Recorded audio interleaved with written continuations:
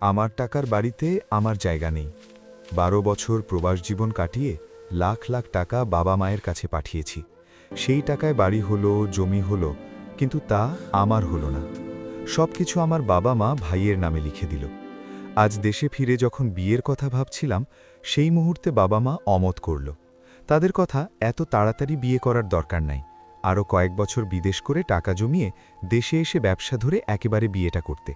কিন্তু আমি সেটা চাই না। সে 18 বছর বয়সে দেশ ছেড়েছি, এখন বয়স 30-এর ঘরে। এই বয়সে এসে বিয়ে না করে আরও কয়েক বছর অপেক্ষা করা আমার সময় নষ্ট মনে হয়। কিন্তু বাবা মা এটা বুঝতে চাচ্ছে না। তাই না পেরে আমি বলে দিলাম, মা, আমার একটি মেয়েকে পছন্দ, তার বাসায় বিয়ের কথা চলছে, তাই আমি এখন বিয়ে করতে চাচ্ছি। আমি চাই তোমরা ওর পরিবারের কাছে বিয়ের সম্বন্ধ নিয়ে যাও। বাবা মা আমার এই কথা শুনে পুরো হতবাক হয়ে যায়। তারা কিছুতেই এটা মানতে পারে না। বাবা সোজা বলে দেয়, দেখ, এখন হাতে কোনো টাকা নেই, তোর নিজের কাছেও তো জমা কোনো টাকা নেই, বিয়ে করবি কিভাবে? তাই তো বলছি, আরও কয়েকটা বছর বিদেশ কর, তারপর আমরা টাকা জমাই, সেই টাকা দিয়ে কিছু একটা করে বিয়েটা করবি। আমি তাদের কথায় রাজি না হয়ে আমার সিদ্ধান্তে দাঁড়িয়ে থাকি। আমি এখনই বিয়ে করতে চাই। 2 মাসের ছুটি নিয়ে এসেছি, বিয়েটা এর মাঝে করে ফেলতে চাই। এটা বুঝে মা বলে, ও, বিয়ে করবি বলেই দেশে আসলি? বাহ, বাবা মায়ের কথার কোনো দাম নেই। সংসারে অভাব অনটন তা দেখছিস না, কিন্তু বিয়ে করতে উঠে পড়ে লেগেছিস। এক কথায় 2 কথায় যখন বাবা বলল, বিয়ে করবি যা জমানো টাকা আছে, আমাদের তো বললিস হাতে কোনো টাকা নাই, মিথ্যে বলে জমিয়েছিস। ভালো, তোর যদি সব ব্যবস্থা থাকে তাহলে বিয়ে কর। না, আমার হাতে তো কোনো টাকা নেই। সব টাকা তো তোমাদের দিয়েছি। সেখান থেকে কিছু টাকা দিয়ে ঘরোয়াভাবে বিয়ের আয়োজন করলেই হবে। আমি সেই টাকার কথা তুলতে বাবা মা হতভম্ব হয়ে যায়। তারা এমন ভাব নেয় যেন কোনো টাকাই আমি পাঠাইনি, তাদের কাছে কোনো টাকা নয়। এসব নিয়ে আমাদের মাঝে কথা কাটাকাটি হলে বাবা বলে, এখন টাকা নিয়ে আমাদের সাথে ঝগড়া করছিস? তোকে যে টাকা দিয়ে বিদেশে পাঠিয়েছি তার নাম নাই, আর তুই যা টাকা পাঠিয়েছিস তা সব সংসার খরচেই তো শেষ। কত টাকা আর পাঠিয়েছিস? আচ্ছা, তোমাদের কাছে যেহেতু টাকা নেই, সেহেতু যে জমি কিনছো সেখান থেকে কিছুটা বিক্রি করে দিও, তাহলে তো হয়ে যায়। আমার মুখে এই কথা শোনার জন্য বাবা মা প্রস্তুত ছিল না। আর এখানেই তাদের আসল রূপ বের হয়ে আসে। বাবা মায়ের কথায় বুঝতে পারি কোনো কিছু আমার নেই, সব তারা ভাইয়ের নামে করেছে। উল্টো বাবা আমাকে হুমকি দিয়ে বলে, জানতাম তুমি এমনই করবে। তবে হ্যাঁ, শোনো, তোমার যদি বিয়ে করতে মন চায় কিংবা আমাদের সাথে তর্ক, সেটা ঘরের বাহিরে গিয়ে করো। আমাদের ঘরে থেকে আমাদের মুখের উপর কথা বলা যাবে না। তুমি আমাকে ঘর থেকে তাড়িয়ে দিতে চাচ্ছ? আমি অনেকটা বিস্ময় নিয়ে বাবা মায়ের দিকে তাকাই। বাবা বলে, কথা না শুনলে তো এটাই করব। এখানে কথা প্রসঙ্গে আমি বুঝতে পারি ছোট ভাইয়ের পড়ালেখা শেষ, এখন সে একটা ব্যবসা করতে চায়। বাবা মা চায় আমি বিদেশে গিয়ে গাধার মতো খেটে টাকা পাঠাই, সেই টাকায় সে ব্যবসা দিক।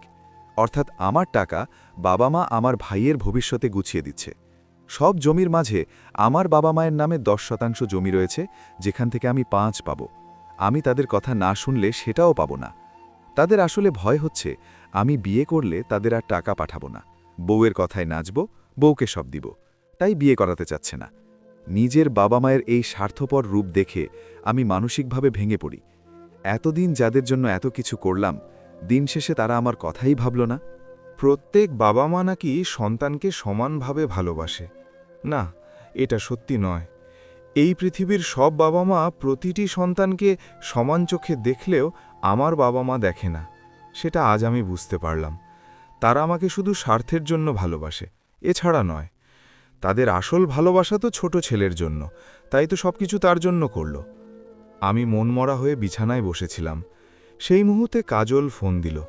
আমি তার ফোনটা ধরতে কাজল বলে, তোমার বাবা মাকে আমাদের কথা বলেছ? তোমরা কবে আসবে আমাদের বাড়ি?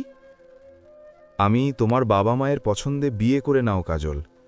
বুকে পাথর চাপা দিয়ে কথাটি বললাম কাজলকে। কাজল আমার মুখে এই কথাটি শোনার জন্য প্রস্তুত ছিল না। সে অনেকটা অবাক হয়, পরক্ষণে নিজেকে সামলে বলে, এই সময় মজা করো না তো, আমি সিরিয়াস। আমিও সিরিয়াস। আমার কাছে কিছুই নেই কাজল, আমি এক শূন্য মানুষ। আমার মতো এক মানুষের সঙ্গে তোমার বাবা মা কখনোই আমাকে বিয়ে দিতে চাইবে না। আর আমার শূন্য পকেট ভরতে কমপক্ষে আরও 5 বছর লাগবে। এত বছর তুমি অপেক্ষা করতে পারবে? তখন আমার বয়স 35 হয়ে যাবে, তোমার 27 বছর। পারবে এতটা সময় পার করতে? যদি পারো তাহলে হয়তো আমাদের এক হওয়া সম্ভব, তাছাড়া নয়। আমি জানি এতটা বছর তোমার নিজের বাবা মাকে বোঝানো সম্ভব নয়, তাই তোমার জন্য ভালো হয় তুমি অন্য কাউকে বিয়ে করে নাও। আমার কথা শুনে কাজল চুপ হয়ে যায়। তার মুখ দিয়ে কোনো কথা বের হয় না। আমি তার নীরবতা দেখে আবার বলি, তুমি অন্য কাউকে বিয়ে করে নাও, চিন্তা করো না, আমি কিছুই মনে করব না। তুমি সবকিছু শেষ করছো? কাজলের কথাটি শুনে বুকের ভেতর কেমন একটা করে ওঠে। নিজের কষ্টটা লুকিয়ে বলি, হ্যাঁ, এছাড়া যে উপায় নেই। আর যদি অপেক্ষা করো তাহলে আমি তোমারই হব। এতদিন বলেছ দেশে আসলেই বিয়ে করবে, এখন বলছো আরও অপেক্ষা করতে। জোর নাই, তুমি চাইলে অপেক্ষা নাও করতে পারো। জয়, যদি জানতেই বিয়ে করতে পারবে না তাহলে এত আশা দেখিয়েছ কেন? এখন স্বপ্ন ভেঙে দিচ্ছ। তোমার জন্য বাবা মায়ের কাছে পাত্রদের খুন বের করে বলতাম, আর আজ তুমি আমার হবে না বলছো। একটা মেয়েকে ঘরে তুলতে না পারলে স্বপ্ন দেখাও কেন? কাজল আরও কিছু বলতে চাচ্ছিল, কিন্তু আমি সুযোগ দিলাম না। আমি ফোনটা কেটে দিলাম, কারণ কাজলের কথা সহ্য করার মতো ক্ষমতা আমার আর নেই। আমি ফোনটা রাখতে আমার চোখটা ভিজে উঠল। কাজলের সঙ্গে পরিচয় ফোনেই হয়েছে, তাই আশা করি কাজল আমাকে খুব সহজেই ভুলে যাবে। সে নিজের জীবনে এগিয়ে যাবে। আমার মতো মানুষের সঙ্গে বিয়ে হলে সে সুখী হতো না। সে আরও ভালো কাউকে ডিজার্ভ করে, এটা ভেবে চোখের পানিটা মুছে নিলাম। দরজায় মা নক করতে আমি তার দিকে তাকালাম। মায়ের দিকে চোখ পড়তে আমার মনে পড়ে গেল কিভাবে আমার বাবা মা আমাকে সবকিছু থেকে বঞ্চিত করেছে, আমাকে স্বার্থের জন্য ভালোবেসেছে। এটা মনে পড়তে আমি মাকে বললাম, প্রথম যখন বিদেশ গিয়েছি তখন না খেয়েও থাকতে হয়েছে, কত কষ্ট করেছি। ওই দেশে টাকাগুলো এমনি দেয়নি, কষ্টের বিনিময়ে দিয়েছে। তবুও সেই কষ্টগুলো আমার কষ্ট মনে হয়নি, কারণ আমি তো সব আমার পরিবারের জন্যই করছিলাম। কিন্তু আমি ভুল ছিলাম, আমার তো কোনো পরিবারই ছিলই না, তাই না মা? জয়!